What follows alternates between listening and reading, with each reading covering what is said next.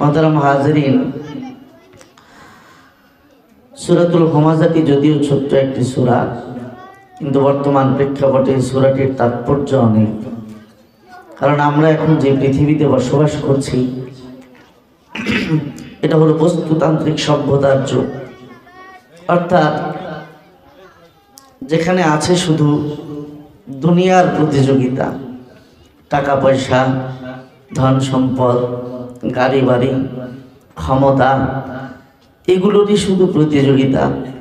এগুলোকে নিয়ে ঘিরেই চিন্তা এবং মেহনত এবং স্বপ্ন। এ কারণেই আমরা যদিও সৃষ্টির সেরা জীব আশরাফুল মাখলুকাত, নিজেদের সৃষ্টির উদ্দেশ্য ভুলে পার্থিব মোহে পড়ে দুনিয়ার এই ক্ষণস্থায়ী ধন সম্পদের প্রতিযোগিতায় লিপ্ত হয়ে আজ আমরা অর্থের লোভে, সম্পদের মোহে এতটাই নিকৃষ্ট অবস্থানে চলে গেছি যে এখন সমাজে যার টাকা পয়সা আছে তারই দাম আছে, আমরা তার দাম দিই। যার টাকা পয়সা নাই আমাদের কাছে তার দাম নাই। মানুষের মূল্যায়নটা এখন আমাদের টাকা দিয়ে হয়। যে 1 কোটি টাকার মালিক, আমাদের কাছে তার দাম 1 কোটি টাকা। যার কাছে 10 লাখ টাকা আছে আমাদের দাম তার কাছে 10 লাখ টাকা। যার 1 লাখ টাকা আছে আমাদের দাম 1 লাখ টাকা, তার দাম আমাদের কাছে। আর যার টাকা নাই সে মানুষটা যত সৎ হোক, ভালো হোক, যোগ্য হোক, আমাদের কাছে তার দাম নাই। যদি ভালো মানুষের দাম আমাদের কাছে থাকতো তাহলে আমরা বিগত দিনে বাংলার জমিনেই দেখেছি, সারা পৃথিবী বাদ দেন, আমাদের এই বাংলার জমিনেই দীর্ঘদিন ধরে বিগত 15-17 বছরে আমরা ক্ষমতার মস্তকে যাদেরকে দেখেছি, নায়ক নায়িকা, গায়ক গায়িকা, এই সমস্ত লোকদেরকে দিয়ে আমাদের সংসদের চেয়ার আমরা ভরতে দেখেছি। যদি ভালো মানুষের দাম থাকতো তাহলে এই সমস্ত নর্তকী, সমস্ত নায়ক নায়িকা, গায়ক গায়িকাদের চেয়ার সংসদে থাকতো না। ঠিক কিনা বলে? আর আমাদের কাছে টাকা দিয়েই মূল্যায়ন, টাকা আছে তো তার দাম আছে। কিন্তু এই ক্ষমতার মোহ আমাদেরকে আজ কতটা নিচে নামিয়ে ফেলেছে, কতটা নিকৃষ্ট অবস্থায় নিয়ে গেছে, যা আজ আমরা এই সম্পদের জন্য ভাই ভাইকে হত্যা করতে, মা হয়ে সন্তানের গলায় ছুরি চালাতেও অনেকে দ্বিধা করে। সম্পদের মোহ আমাদেরকে এমন নিকৃষ্ট অবস্থায় গিয়ে নামিয়েছে যে আমরা এখন দেখতে মানুষ আছি, শুধু সুরতটা ইনসানের, কিন্তু আমাদের ভেতরটা হিংস্র বাঘের চাইতেও নিকৃষ্ট হয়ে গেছে।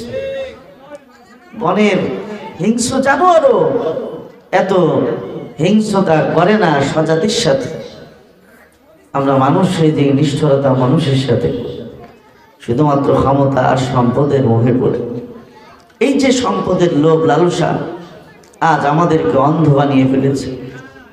এই সম্পদের মোহ, এর পরিণতি কতটা ভয়াবহ, পরকালে তার আযাব কত কঠিন, আল্লাহ পাক রব্বুল আলামিন সে কথাগুলোই সূরাতুল হুমাযার মধ্যে তুলে ধরেছে।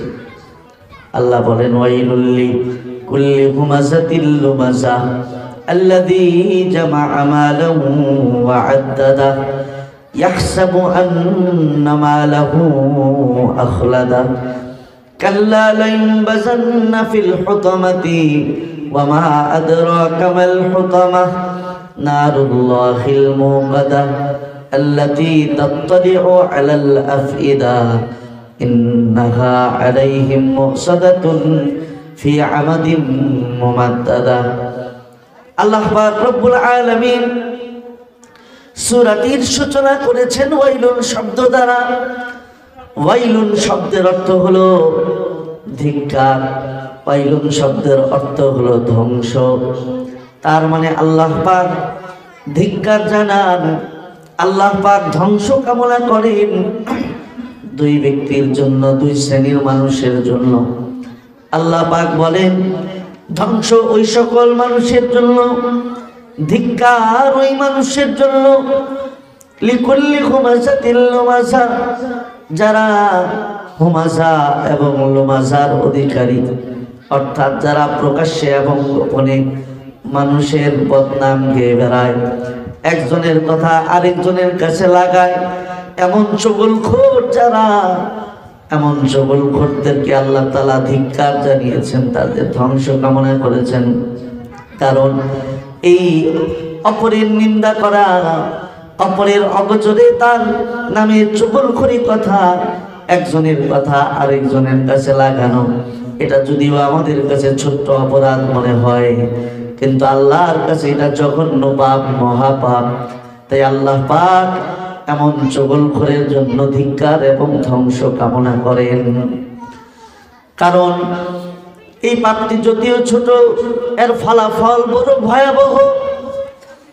তাই তো নবী আলাইহিস সালাম বলেন, খায়রুল মাশাইনা আন-নামিমা, খায়রুল শিরারুল খালকি আল মাশাউনা বিন নামিমা আল মুফসিদুনা বাইনাল আখিব্বা। আল্লাহর সৃষ্টির মধ্যে সবচেয়ে নিকৃষ্ট ব্যক্তি হলো সে যে একজনের কথা আরেকজনের কাছে লাগায় এবং অপরজনের একজনের কথা আরেকজনের কাছে লাগায়া ভালোবাসার মানুষের মধ্যে দ্বন্দ্ব সৃষ্টি করে দেয়।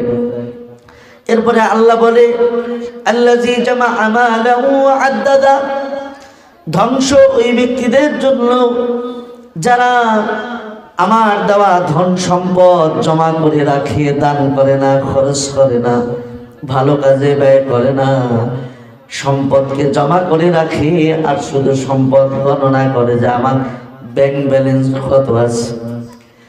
আমার ভাইরা, যে ব্যক্তি শুধু জমাই করে রাখে, 1 টাকাও দান করে না, তার তো গোনার ডেলি দরকার নাই।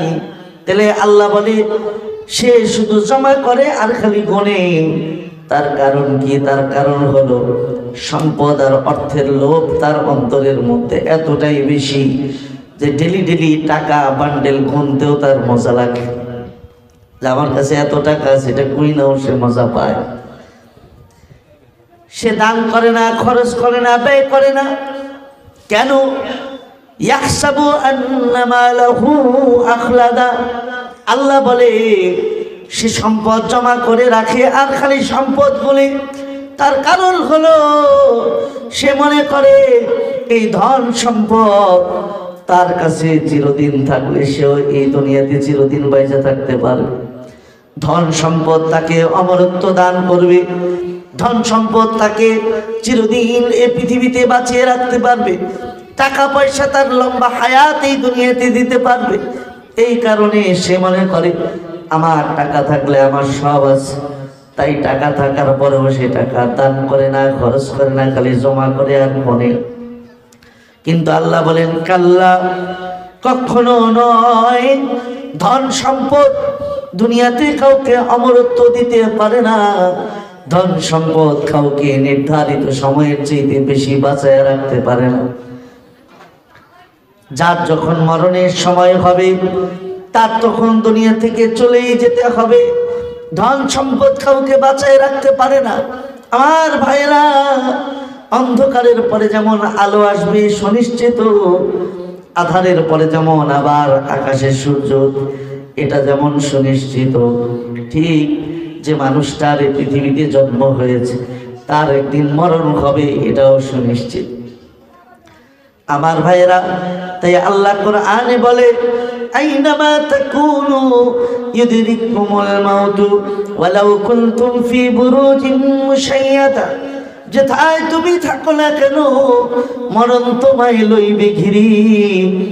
যদিও সুদূর আকাশ পানে পালাও সেথায় লাগায় সিঁড়ি। যদিও সুদূর আকাশ পানে পালাও সেথায় লাগায় সিঁড়ি।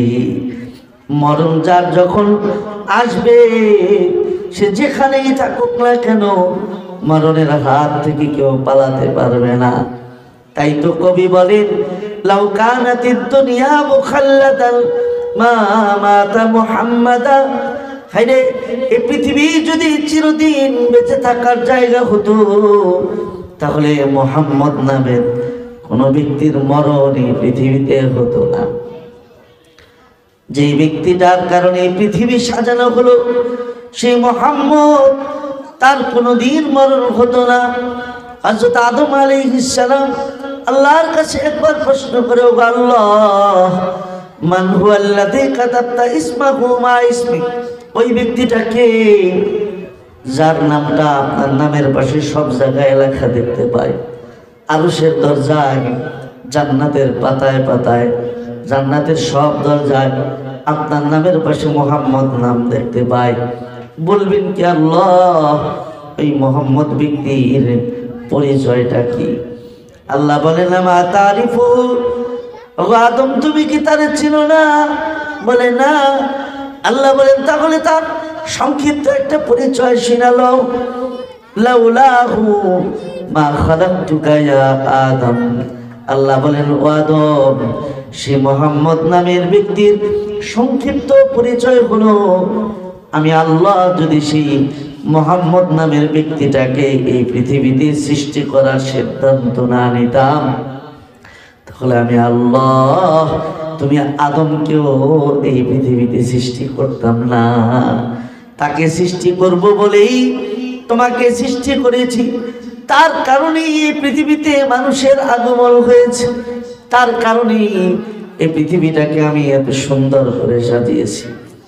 আমার ভাইয়েরা, তাই কবি বলে, যার কারণে এই পৃথিবীটাকে সুন্দর করে সাজানো হলো, সেই নবী মুহাম্মদই যখন এই পৃথিবীতে 63 বছরের বেশি বাইচা থাকতে পারেন নাই, তো তার মরণটাই প্রমাণ করে এই পৃথিবীতে চিরদিন কেউ বেঁচে থাকতে পারবে না। যার যখন সময় আসবে তাকে সারা দিয়ে চলে যাইতে হবে। তবে আল্লাহর নবী বলেন, মৃত্যু সুনিশ্চিত হলেও মরণ কার কখন আসবে এটা অনিশ্চিত। মরণ সুনিশ্চিত, কার কখন মরণ আসবে এটা অনিশ্চিত। আমার ভাইয়েরা, আল্লাহর নবী তাই বলেন, কাম্মিম মুকবিলিন লা ইউকাম্মিলুহু। এমন কত মানুষ আছে যারা সকালবেলা আকাশে সূর্য উঠতে দেখে, কিন্তু সন্ধ্যাবেলা সূর্য ডুবার আগে নিজের জীবনের সূর্য ডুবা যায়। সকালবেলা সূর্য উঠতে দেখে, কিন্তু সন্ধ্যাবেলা সূর্য ডুবতে দেখে না, তার আগেই নিজের জীবনের সূর্য ডুবা যায়। মরণটা অনিশ্চিত, কখন আইসা যায় বলা যায় না। তাই তো আল্লাহর নবী বলেন, আমার উম্মতেরা, মরণই কিন্তু শেষ নয়, মরণ আসবে সুনিশ্চিত, কখন আসবে অনিশ্চিত, বলা যায় না কখন তোমার মরণ এসে সবর মারবে। আজ থেকে কয়েক বছর আগে আমিন বাজার এই ব্রিজের রেলিং ভেঙে বাস খাদে পড়ে গিয়েছিল। ঢাকা থেকে ধামরাইগামী বাস, ওই বাসের মধ্যে 72 জন যাত্রী ছিল। পরের দিন পত্রিকায় এসেছে 8 জন যাত্রী বেঁচে ছিল, আর বাকি সবাই মৃত্যুবরণ করেছিল। আমি চিন্তা করেছিলাম, তখন এই পত্রিকা পড়ে মনে পড়ে যে এই বাসের মধ্যে সিট থাকে হলে 40 থেকে 42টা, কিন্তু খবর বলে এই বাসের যাত্রী ছিল হলো 72 জন। তার মানে সিট ভরে যাওয়ার পর গুলিস্তান থেকে বাসটা যখন রওনা করবে, হয়তো তাড়াহুড়ার জন্য তাড়াতাড়ি বাড়ি পৌঁছতে হবে, এই জন্য সিট না পাওয়ার পরেও দাঁড়ায় দাঁড়ায় কাদাকাদি করে বাসের মধ্যে যাত্রী উঠছে। এমনও হয়তো হয়েছিল যে হেল্পার এক সময় বলতেছিল, ভাই আর উঠান না, ভিতরে জায়গা নাই। হয়তো এমন যাত্রীও সেখানে ছিল যে হেল্পারের হাত ধাক্কা দিয়ে জোর করে ভিতরে ঢুকছিল, যে আমার তাড়াতাড়ি বাসায় যায় বসতে হবে।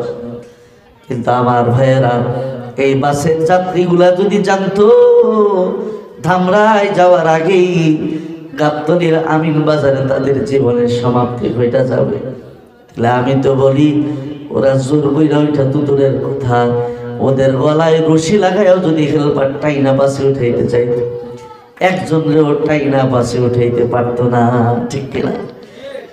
কারণ যদি জানতো যে মরণ হবে, তো কেউ জোর কইরাও এই বাসে উঠানো তাহলে চাইতো না। কিন্তু জানতো না যে গন্তব্যে পৌঁছার আগেই নিজের জীবনের সমাপ্তি হবে।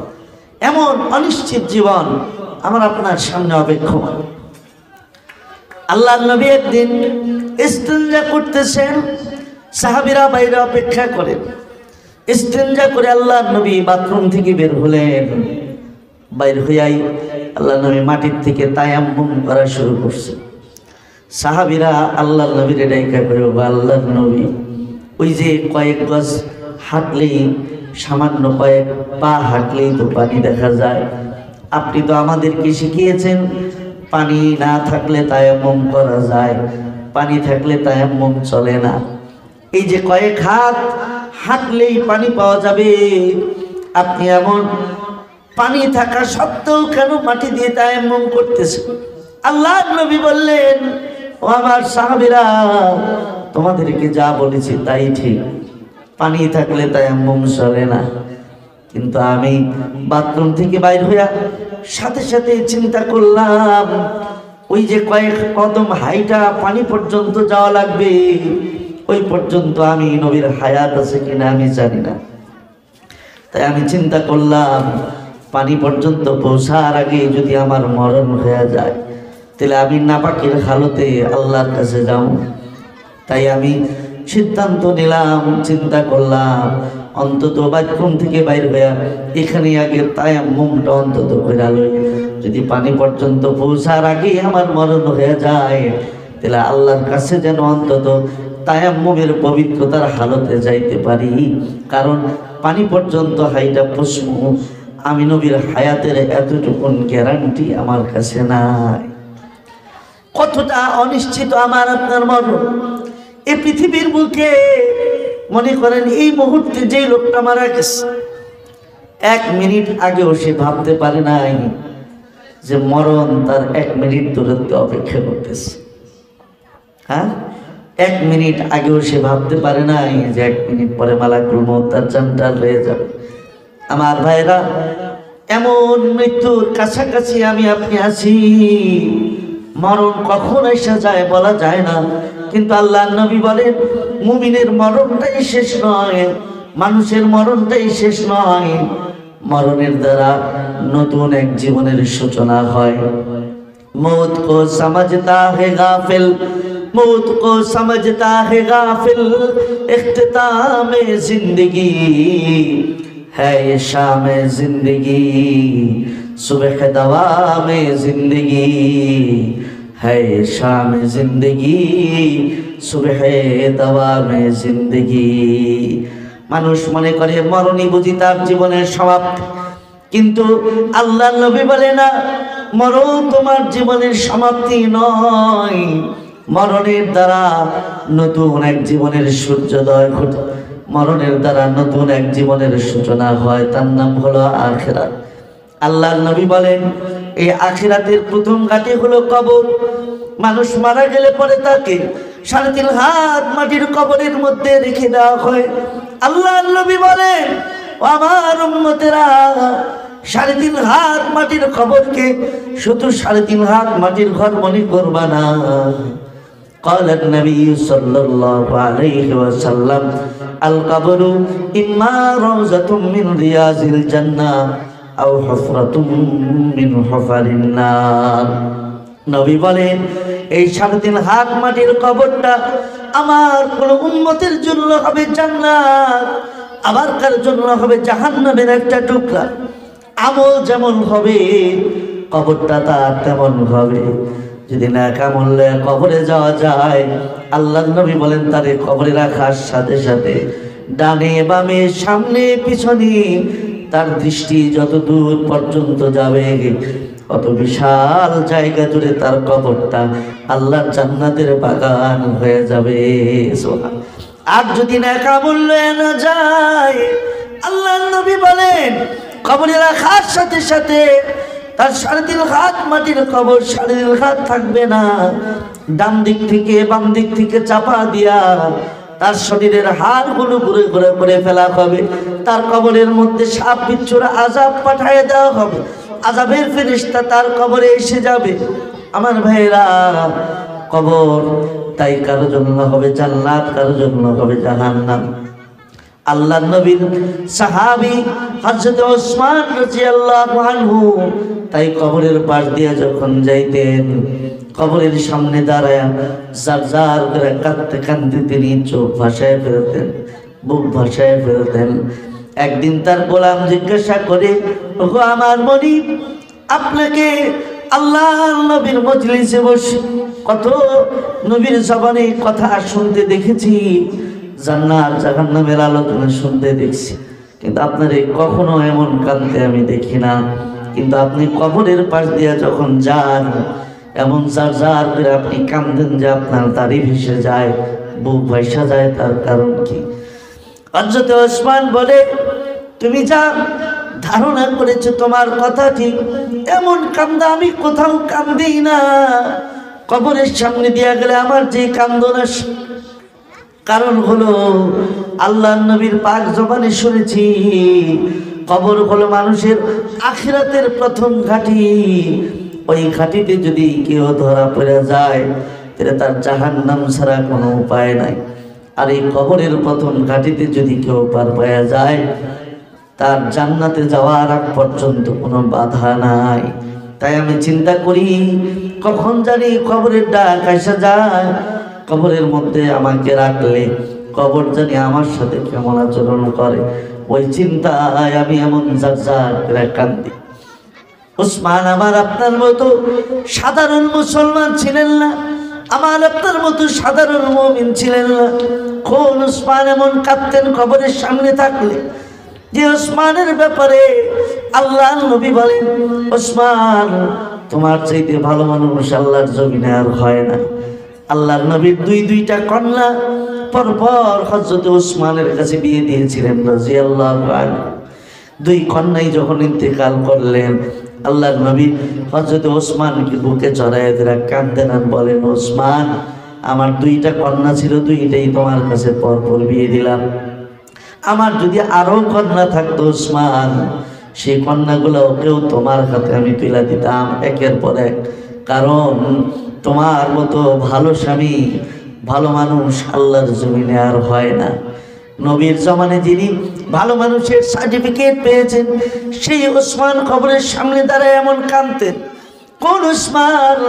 যে ওসমান দুনিয়াতে থাকতেই জান্নাতের সুসংবাদ পেয়েছিলেন। কোন ওসমান?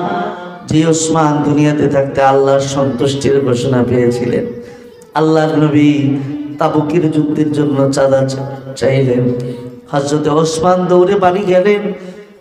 বাড়ি থেকে 1000 ঘোড়া, 200 উট, 18 কেজি রূপা আর 8.5 কেজি স্বর্ণ লয়া আল্লাহর নবীর দরবারে হাজির হয়ে গেছে।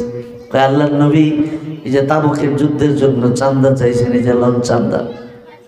আল্লাহর নবী স্বর্ণ আর রূপাগুলো পোটলার থেকে খুলে 2 হাত দিয়ে নাড়াচাড়া করে আর কয়, ওসমান আমি নবী চাঁদা চাইছি, এত দান তুমি আজকে করলা তাবুকের যুদ্ধের জন্য, আমি নবী তোমার উপরে খুশি হয়ে গেছি।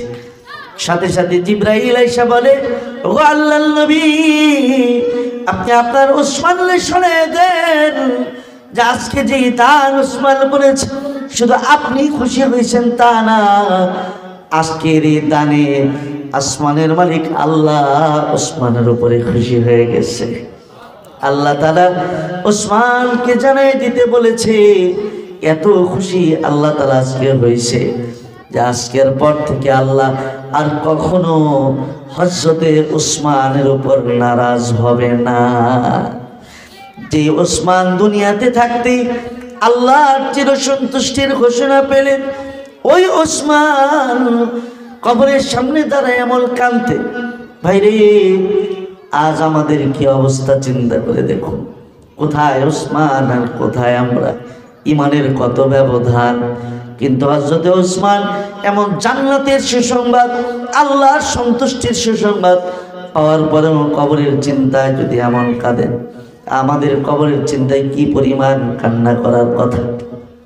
কিন্তু আমাদেরকে দেখলে মনে হয় মরণ আর যাই আসুক, অন্তত মরণ বুঝি আমার আসবে না, এমন একটা ভাব নিয়ে আমরা চলি।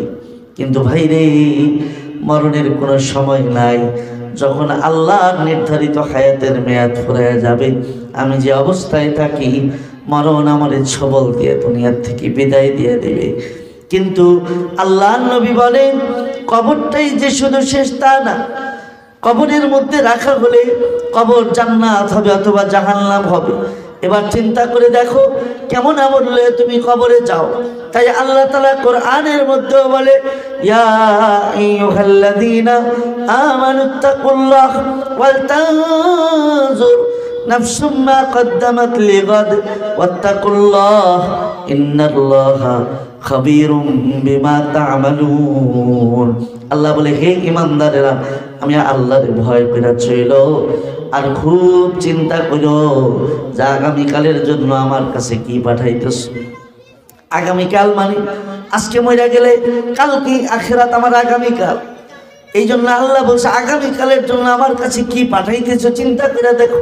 যা পাঠাইবা কবরের মধ্যে তাই পাবা, যা পাঠাবা কবর তোমার সাথে তেমন আচরণ করবে, যেমন কর্ম তেমন ফল। ভালো আমল করলে কবর ভালো আচরণ করবে, খারাপ আমল করলে কবর খারাপ আচরণ করবে। কোন আমলে তাই কবরে যাওয়া লাগবে, কোন পরিচয় কবরে কাজে আসবে। আমার বংশ পরিচয় কবরে কাজে আসবে না, আমার ধন সম্পদ কবরে কাজে আসবে না। কবরে আসবে হলো নেক আমলের পরিচয়, ইমানের পরিচয়।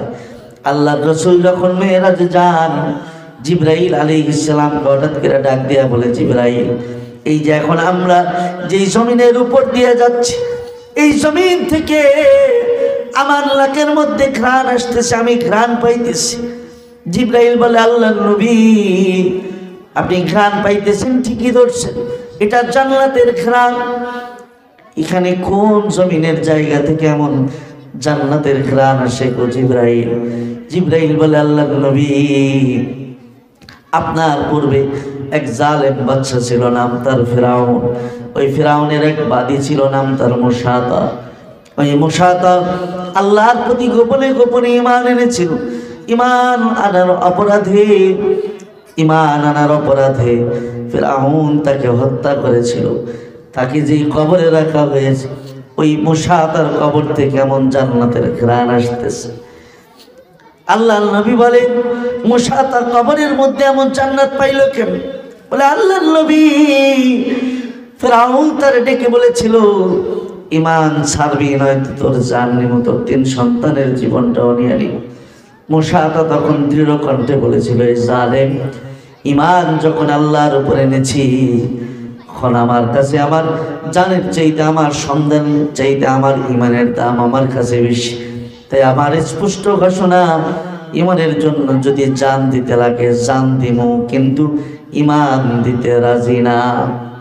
ফিরাউন তখন ক্ষিপ্ত হয়ে তার ছোট্ট ছোট্ট একটা একটা করে বাচ্চাকে টেনে চুলার মধ্যে কড়াইয়ে তেল গরম করে গরম তেলের মধ্যে তাকে পুড়ে মারলো। আরেক বাচ্চাকেও টেনে যার চোখের সামনে গরম তেলের মধ্যে পুড়ে মারলো। 3 নম্বর তার কোলের বাচ্চাটা, মুসাতার কোলের মধ্যে দুধ খাচ্ছিল। জালেম ফিরাউন তার কোলের বাচ্চাটাকে দুধ খাওয়া অবস্থায় টান দিয়া তার কোল থেকে লইয়া তারেও তার চোখের সামনে গরম তেলের মধ্যে তাকে পুরে সারখার করে ফেললো। এবার ফিরাউন নজর করে দেখে মুসাতার চোখ বেয়ে বেয়ে পানি পড়তেছে। ফিরাউন মনে মনে ভাবে, এখন বুঝি নিজের জানের লাগায় মায়া লাগছে। 3 জনের মরণের দৃশ্য দেখা বুঝি নিজের জীবনের জন্য মায়া লাগছে, তাই কাঁদতেছে জানের মায়ায়। ফিরাউন গায়িকা বলে, চোখে পানি দেখা যায়, জানের মায়া বুঝি এতক্ষণে অন্তরের মধ্যে আসছে, এখনো সুযোগ আছে। ঈমান যদি ছাইরা দেশ, তাহলে তোরে আমি জানে বাঁচাইয়া দিব। মুসাতা বলে, ওরে জালেম, কান্দি ঠিক, কিন্তু আমি জানের মায়ায় কান্দি না। আমি তো এই 3 সন্তানের মা। সব মাদের অবস্থা এমনই, সন্তানের মায়া, সন্তানের জানের মায়া নিজের জানের চাইতে মায়েদের কাছে বেশি থাকে। মুসাতা বলে, ও জালেম, আমার নিজের জানের চাইতে 3 সন্তানের জানের মায়া আমার কাছে বেশি ছিল। এই 3 সন্তানকে আমি ঈমানের জন্য কোরবান দিয়ে দিয়েছি। এখন বুঝি আমি নিজের জানের মায়ায় কান না রে জালেম, নিজের জানের মায়ায় আমি কান্দি না, আমি কান্দি অন্য কারণে। আমি চিন্তা করতেছিলাম এই মুহূর্তে আমার জানটাও চলে যাবে, এই মুহূর্তে আমার মরণ হয়ে যাবে অল্প কিছুক্ষণের মধ্যে। তাই আমি আল্লাহর কাছে দোয়া করতেছিলাম, ওগো আল্লাহ কিছুক্ষণের মধ্যে আমার জানটা চলে যাবে, আমি মরে যাব। আল্লাহ তুমি যে আমার হায়াত দিয়েছিলা, জানি না তুমি আমার উপরে রাজি না নারাজ। আল্লাহ তোমার জন্য আমি আমার তিন সন্তানকে কোরবান দিয়ে দিয়েছি, এখন আমি আমার জানটাও দিয়ে দিয়েছি। আল্লাহ তোমার কাছে ফরিয়াদ করি, আমার উপরে নারাজ হয়ে থাইকো না। আল্লাহ তুমি আমার উপরে রাজি হয়ে যাও। আমি আল্লাহর কাছে দোয়া করতেছিলাম আর কাঁদতেছিলাম। অন্যথায় ওরে জালেম, আল্লাহর জন্য ইমানের জন্য এমন জান একটা না, 100 বার হায়াত পায়া 100 বার আমি জীবন দিতে রাজি আছি। ফিরআউন তখন ক্ষিপ্ত হয়ে তারেও গরম তেলে পুড়ে মারলো। ওই মশা তার কবরে রাখার সাথে সাথে আল্লাহ তাআলা খুশি হয়ে তার কবরটাকে জান্নাতের বাগান বানিয়ে দিয়েছে। নবী ওই কবরের ভিতর থেকে আপনার নাকে এমন সুঘ্রাণ আসতেছে। আমার ভাইয়েরা, কোন আমল কবরে গেলে পরে কবর জান্নাত হবে, হাসরের ময়দানে বিচার হবে না। আল্লাহর নবীর সাহাবী হযরত বিলালের ঘটনা আল্লাহর নবী বলেন, আমরা সকলেই জানি নবীজি মসজিদে নববীতে শুয়ে আছেন রওজার মধ্যে, তার দুই পাশে হযরত আবু বকর আর হযরত ওমর শুয়ে আছে। আল্লাহর নবী বলেন, যার যেখানে কবর হবে হাসরের ময়দানে সে সেখান থেকেই উঠে দাঁড়াবে আল্লাহর আদালতে। নবী বলেন, আমি সবার আগে হাসরের ময়দানে উঠে দাঁড়াবো, এরপরে আমার এক পাশ থেকে আবু বকর উঠে দাঁড়াবে, এরপরে আরেক পাশ থেকে ওমর হাসরের ময়দানে উঠে দাঁড়াবে। এরপরে আল্লাহর নবী আশ্চর্য এক সংবাদ দেয়। এরপরে নবী বলেন, আমার পায়ের তলার থেকে হযরত বিলাল হাসরের ময়দানে উঠে দাঁড়াবে। সুবহানাল্লাহ। আমরা সকলেই জানি হযরত বিলাল রাদিয়াল্লাহু আনহুর কবর মদিনার মধ্যে না, মদিনার থেকে 1000 মাইল দূরে সুদূর হাবশার মধ্যে হযরত বিলালের কবর। কিন্তু নবী বলেন, আবু বকর আমার ডান থেকে উঠবে, ওমর আমার বাম দিক থেকে উঠবে। এটা তো বুঝলাম, কারণ দুই পাশে নবীজির দুই পাশে কবরের মধ্যে তারা শুয়ে আছে। কিন্তু নবীজি এরপরে কয়, আমার পায়ের তলার থেকে বেলাল উঠবে। বেলাল তো 1000 মাইল দূরে কবরে শুয়ে আছে, নবীর পায়ের তলার থেকে উঠবে কেমনে? এটা হলো বিলালের মর্যাদা। এমন আমল করে আল্লাহর এমন সন্তুষ্ট করে কবরে গেছে যে কবর জগতে সাঁতরাইতে আল্লাহ নবীর পায়ের কাছে এসে পড়বে। হাসরের ময়দানে ওইখান থেকে আল্লাহর আদালতে দাঁড়াবে। এরপরে আল্লাহ নবী বলেন, বিচার যখন শুরু হয়ে যাবে সবাই একজন একজন করে সিরিয়ালে আল্লাহর আদালতে হিসাব দিতে থাকবে। কিন্তু নবী আশ্চর্যের সংবাদ দেয়, বিলালের সিরিয়াল যখন আসবে, হযরত বিলালের সিরিয়াল যখন আসবে, আল্লাহ পাকের আদালতে বিলাল সামনে এসে যখন দাঁড়াবে, তখন আল্লাহ পাক হযরত বিলালকে ডেকে বলবেন, ও বিলাল, আজকে সবার জিন্দেগির হিসাব নেব, সবার বিচার করব, কিন্তু আজকে তুমি বিলালের কোনো হিসাব আমি নিব না, আজকে তোমার কোনো বিচার আমি করব না। ওগো বিলাল, আমি আল্লাহ আজকে তোমার বিচার মাফ করলাম, তোমার হিসাব মাফ করে দিলাম। আজকে তোমার কাছে আমি একটা জিনিস চাইব। ও বিলাল, আমার নবীর জীবদ্দশায় মসজিদে নববীর মিনার থেকে মহাব্বত মাখা কণ্ঠে যে আল্লাহু আকবারের আযান তুমি দিতা, বিলাল আজকে হাসরের ময়দানে বিচারের আদালতে তুমি আমার এই মদিনার আযান দিয়া একবার শোনা। সুবহান। কোন আমলে কবরে গেলে কবরের আযাব মাফ হবে, কোন আমলে কবরে গেলে হাসরের বিচার মাফ হয়ে যাবে। এই কবর আমার আর প্রত্যেকের সামনে হবে ক্ষমা। তাই আমার ভাইয়ের আল্লাহ বলে, আমি আল্লাহরে ভয় করো, আর আগামীকালের জন্য আমার কাছে কি জমা করতেছো খুব চিন্তা করো। দুনিয়া যেইভাবেই হোক চলে যাবে, কিন্তু যদি ভালো আমল লয়ে কবরে যাওয়া না যায়, পরকালের জীবনটা বড় কঠিন হবে। আমার ভাইয়েরা, কবরের মধ্যে সওয়াল জবাব হবে। মান রব্বুকা, তোমার রব কে, তোমার নবী কে, তোমার দিন কি? প্রশ্নগুলা আমাদের কাছে অনেক সহজ মনে হয়, কিন্তু নবী বলেন যদি প্রস্তুতির জীবন না থাকে, দ্বীনের উপরে যদি কেউ না চলে, আল্লাহকে যদি রব হিসেবে মেনে না চলে, নবীর সুন্নতের জিন্দেগি যদি না থাকে, তাহলে কবরের মধ্যে এই সহজ প্রশ্নগুলাই কঠিন হয়ে যাবে। আর হা হা লা আদ্রি বলে আফসোস করতে থাকবে, আর বলবে হায় হায়, এই প্রশ্নের উত্তর তো আমার জানা নাই। তাই আমার ভাইয়েরা, দুনিয়ার এই হায়াত, এটাই আমার আপনার জন্য আখিরাতের পুঁজি। যদ্দূর কাজে লাগামো তদ্দূরই সেখানে পাবো। মুমিনের হায়াতের এক একটা সেকেন্ডের অনেক দাম, এক একটা সেকেন্ডের অনেক মূল্য। কারণ মুমিনের হায়াতের দাম এত, 10 সেকেন্ড কাজে লাগায় মুমিন আল্লাহর জান্নাতের মালিক হইতে পারে। সুবহানাল্লাহ। কিন্তু আজকে আমাদের কাছে টাকার দাম আছে, সময়ের দাম নাই। কেউ যদি বন্ধু 10 টাকা চায়, পকেট থেকে বাইর করে দিয়ে দিব, নাও। হ্যাঁ, 10 টাকা বাইর করে চাইলে সহজে দিতে চাই না, বলি না টাকা নাই, টাকার লেগে মায়া আছে। কিন্তু যদি বন্ধু ডাক দিয়ে কই চল দোস্ত আড্ডা দিয়ে আসি, ঘন্টার পর ঘন্টা দোস্তরে দিতে আমাদের গায়ে লাগে না। কারণ আমাদের কাছে টাকার দাম আছে, সময়ের দাম নাই। কিন্তু আল্লাহর কসম করে বলি, সারা পৃথিবীর সমস্ত টাকাও যদি একসাথ করেন, সব ধন সম্পদ যদি একসাথ করেন, আর মরণের সময় আইসা গেলে 1 মিনিট হায়াত যদি সারা পৃথিবীর সম্পদকে দিয়েও বিনিময় হিসেবে পাইতে চান, একটু আওয়াজ করে জবাব দিবেন, সারা পৃথিবীর সমস্ত সম্পদ দিয়া 1 মিনিট হায়াত কিনা যাবে? আওয়াজ করে বলেন যাবে। তার মানে সারা পৃথিবীর সমস্ত ধন সম্পদ দিয়ে 1 মিনিট পাওয়া যায় না। কারণ আল্লাহর কাছে মুমিনের টাকার চাইতে হায়াতের দাম বেশি। এজন্য হায়াতের সময়গুলো অবহেলায় নষ্ট না করে আসুন, আল্লাহ পাক যার যতক্ষণ হায়াত রেখেছেন, কবরের ফিকিরে, আখেরাতের ফিকিরে, আখেরাতের কিছু সামান্য জোগাড় করে আগামীকালকের জন্য আল্লাহর কাছে কিছু পাঠাই, আল্লাহর কাছে কিছু জমা করি। আমার ভাইয়েরা, আমরা ব্যাংকে টাকা জমাই যে সামনের দিনগুলো যেন ভালো চলে, আখেরাতের ব্যাংকেও জমাই যেন আখেরাতের জীবনটা যেন আমার ভালো কাটে। এই হোক আমাদের পাওনার প্রতিজ্ঞা।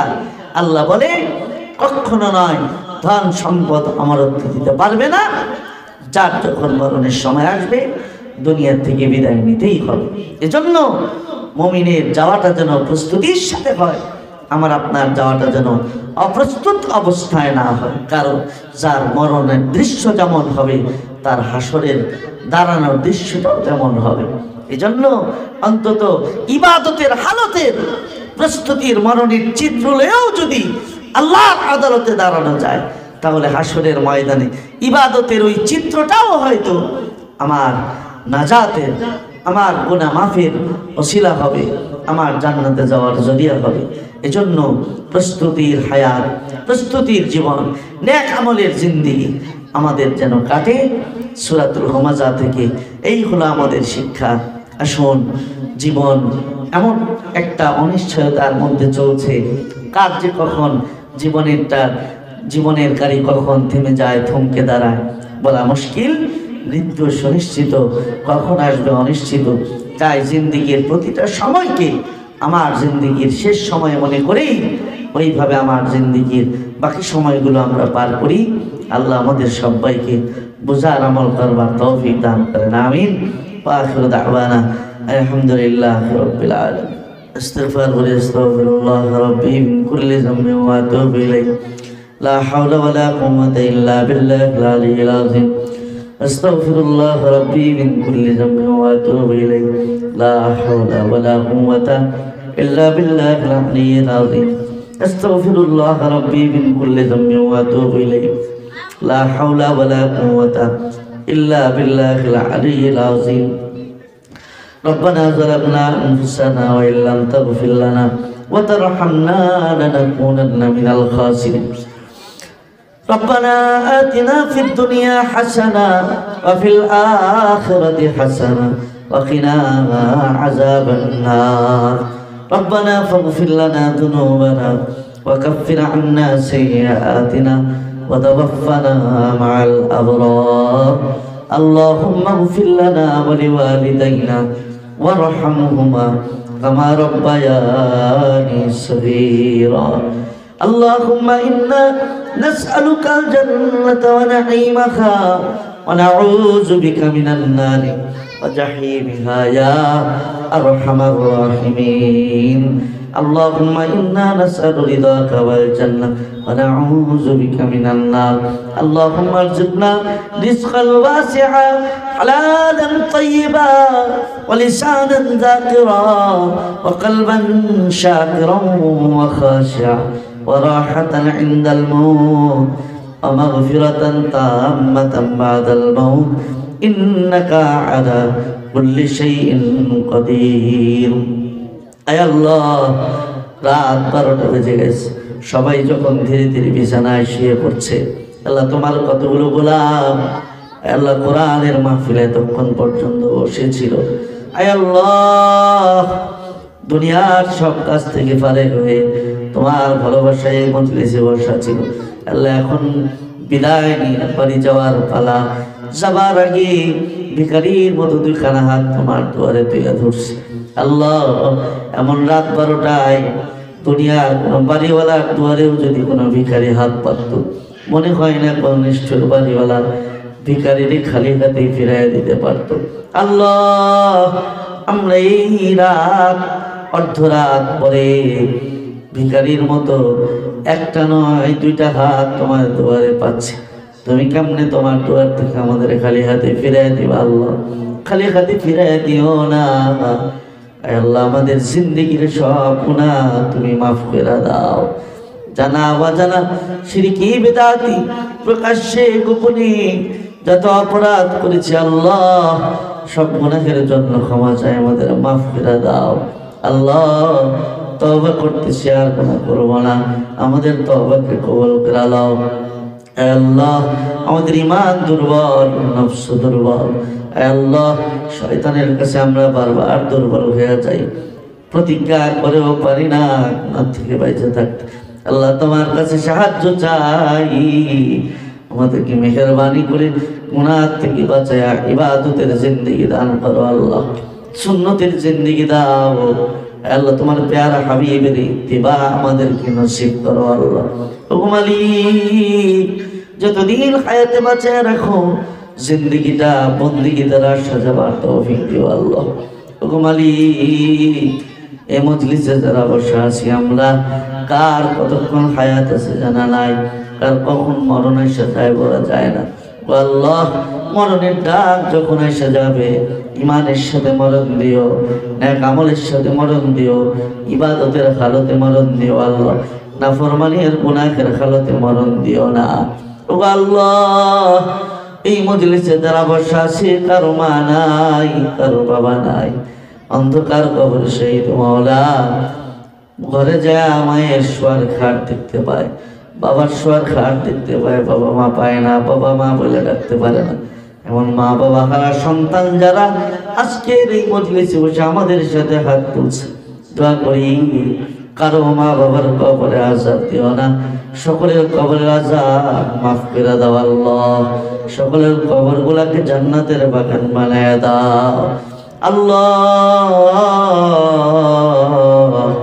যে মাদ্রাসার উদ্যোগ আজকে মাহফিলের আয়োজন হলো মাদ্রাসাকে মেহেরবানি করে কবুল করে নাও মাদ্রাসার মুহতামিম সাহেবকে কবুল করে নাও যে বাচ্চাগুলো আজকে কোরআনের সম্মাননা মাথায় নিল হাসরের ময়দানে আল্লাহ তাদেরকে এই সম্মান তুমি নিজের হাতে দিও তাদের মা বাবাকে ওই সম্মান তুমি নিজের হাতে দিও আল্লাহ তাদেরকে আমলওয়ালা আলেম হওয়ার তৌফিক দিও আল্লাহ এই মাদ্রাসার আজকের এই সুন্দর মাহফিলের আয়োজন যাদের অর্থে যাদের সহযোগিতায় যাদের পরামর্শ হলো আল্লাহ সকলকে বিনিময় তুমি নিজের হাতে দিও আল্লাহ আয় আল্লাহ এই মাদ্রাসাকে যারা ভালোবাসে মাদ্রাসার আপদে বিপদে সুবিধায় অসুবিধায় প্রয়োজনে যারা পাশে থাকে আল্লাহ হাসরের ময়দানে বিপদের দিনে তুমিও তাদের পাশে থাকো আল্লাহ।